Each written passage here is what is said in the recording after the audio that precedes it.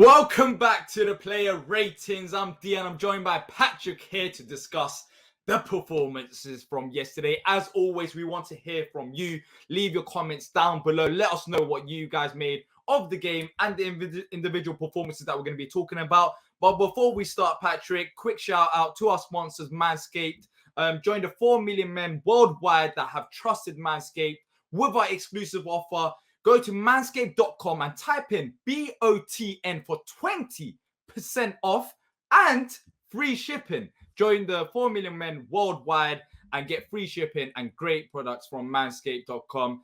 And remember, you can't buy love, but you can buy a clean pair of balls. So, Patrick, that was what, like that? No? Yeah, it's good. That was good. It's good. Good look. Yeah, they provided it for us. So yeah, I'm not that creative enough to think about that. But but moving on to the actual ratings now. Let's start off with Vicente in goal. Both of us gave him a 6.5. I have nothing to add. You didn't have nothing to do really. The whole game.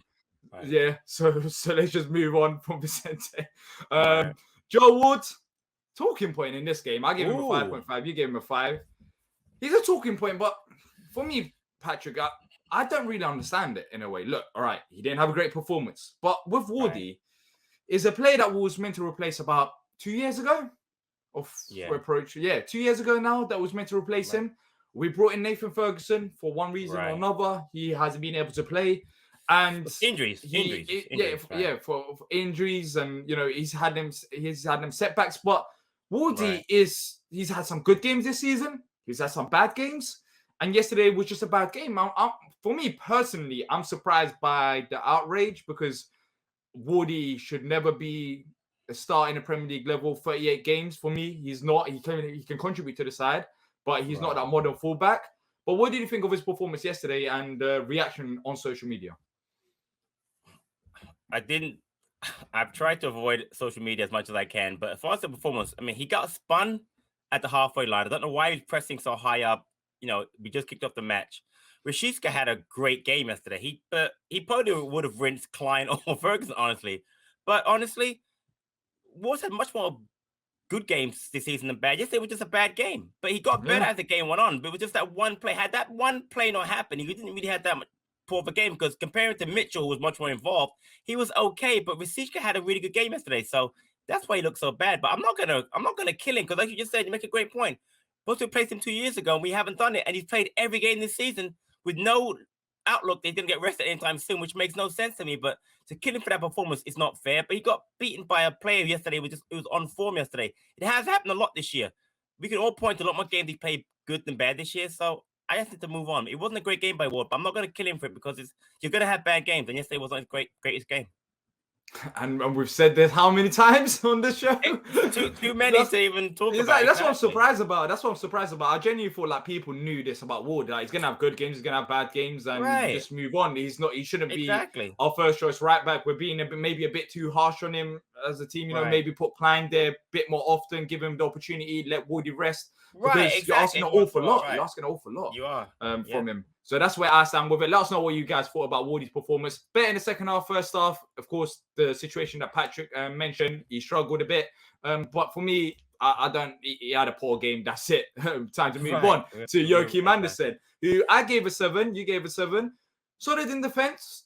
For me, in the first half, I saw that when Norwich were tight and compact, he was trying to pass some diagonal balls over to the left-hand side to Wilf, which I thought he'd done pretty well.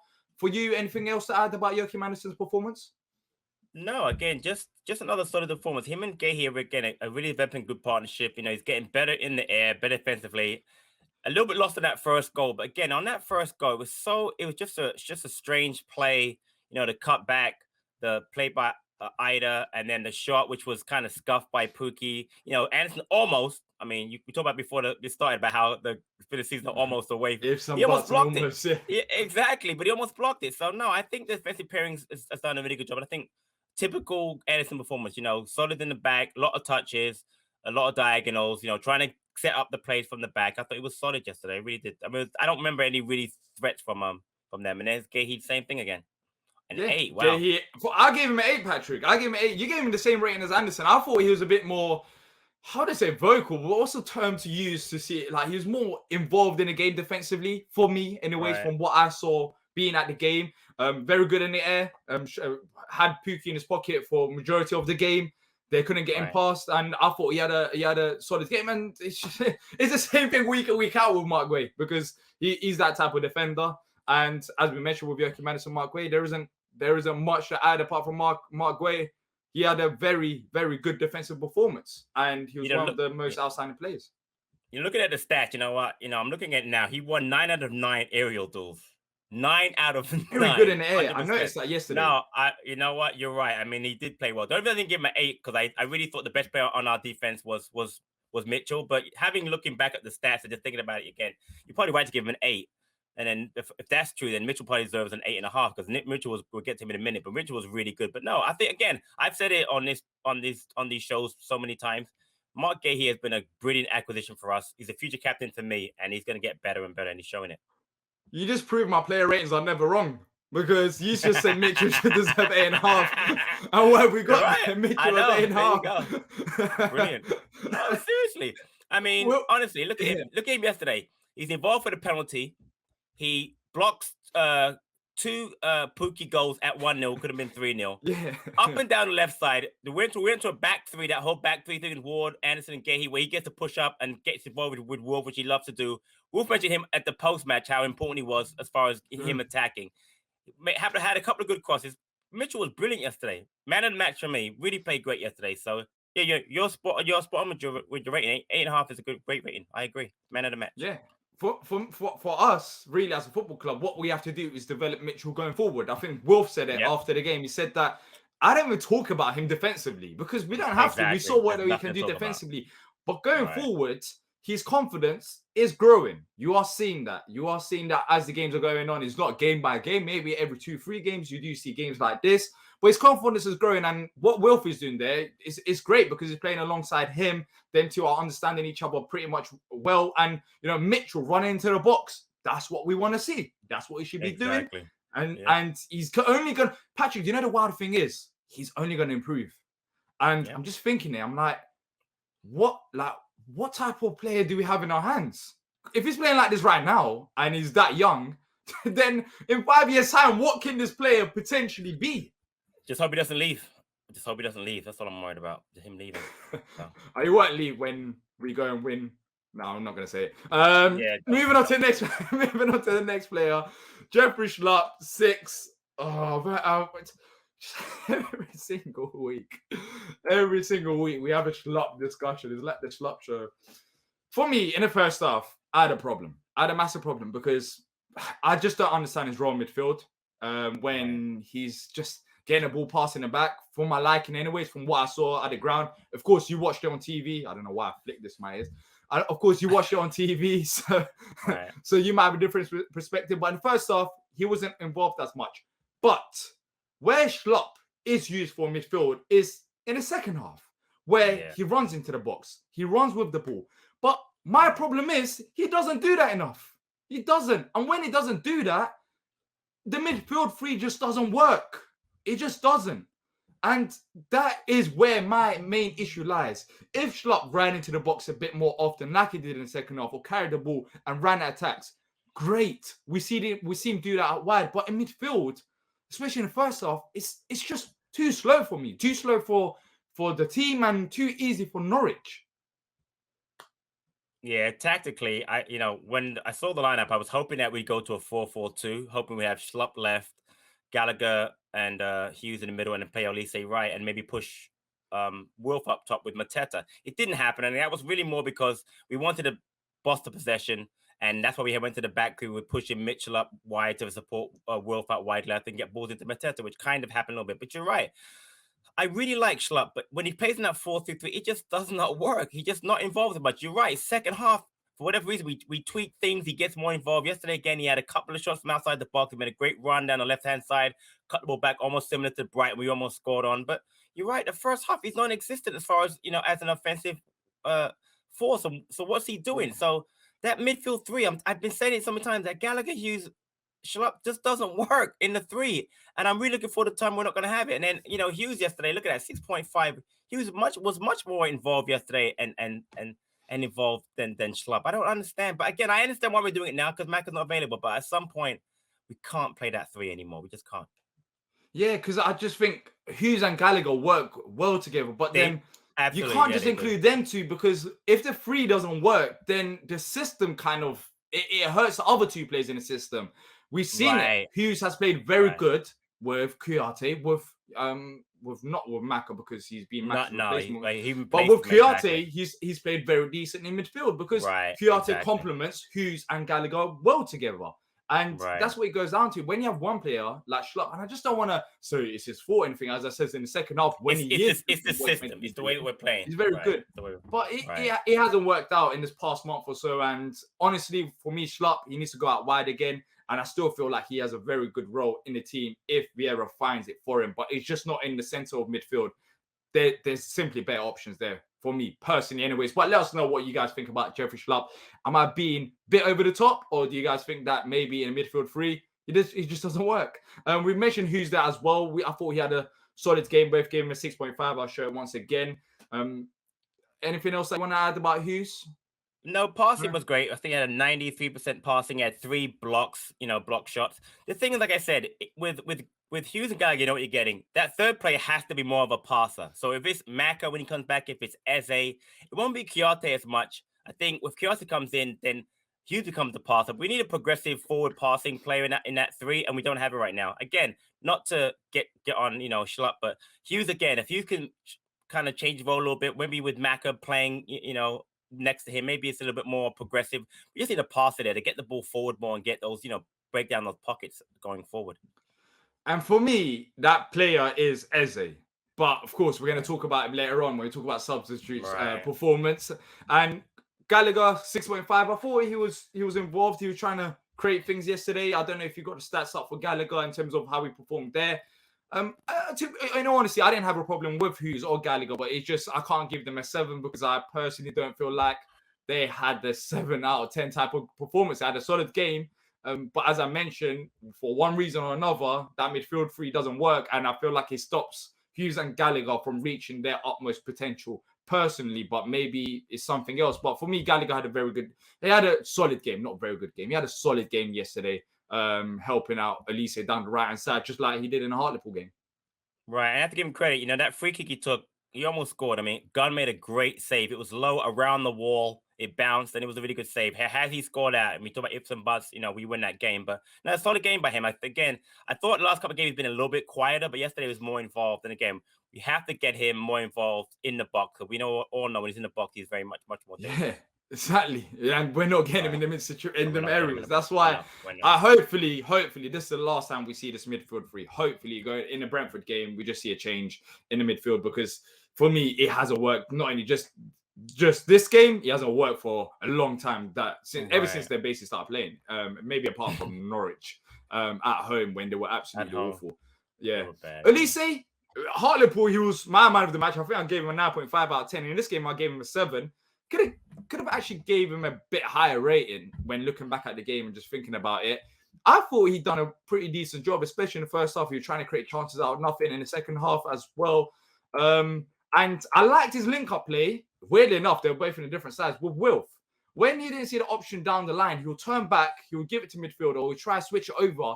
And that's what I liked. And that is something to look forward to as the games go on, because Olise and Wilf playing on the wings, that is dangerous. I agree. He made that great switch that led to the goal that Wilf scored, a great goal by Wilf. The only thing I'm going to say, and I mentioned it in the show yesterday, is that he really does favor his left foot to the point where they're playing him to go inside on left. He's got to develop more of a right foot, even if it's a right foot where you swing the ball and it's a low cross. Maybe a Mateta or Mateta expects that. He did try a right foot cross. It was awful, went into the stands, but he's getting very predictable. So unless he changes that up, he's gonna get doubled. And if he doubled him to go inside and cut inside, he's gonna have a real problem. So I'm not saying he has to develop, a great right foot, but he's gonna have to go down the right side every once in a while just to show it a little something different. Because if not, he's gonna have a problem going forward, I think. You know what I think it is? And it's been in my head for a long time because I noticed it as well. But ever since the Millwall game, I just think because it worked out so well in that game, he's just so used to it now. Like that's what he wants to do. He wants to cut down the left and put it in. That's the type of energy that I'm getting from him ever since the Millwall game. Before, when he used to come on as a substitute, you would see him maybe run down the line a bit more. Maybe I'm looking too much into it, but ever since the Millwall game, I've just noticed that he likes that left foot a bit more than he did before. And I don't blame him. That was a sweet strike and it worked out very well. But Millwall and Premier League teams, different levels. And he didn't do it last year. Reading, he wasn't. I mean, he's obviously very left-footed, but he didn't do as much last year. He honestly would try and go down to the right-hand side and show us something different. But this year, you're right. He feel like, okay, you can't stop me. I'm gonna keep doing it. And they're like, no, we can stop you. We can. We're not Millwall. Exactly. It's a difference. Exactly. So, right. Look who was back. Look who was back. King Zaha, the greatest Crystal Palace player of all time. Wait. Yeah. But last night when I texted you 7.5, you had the nerve to put in the chat Wolf 7.5.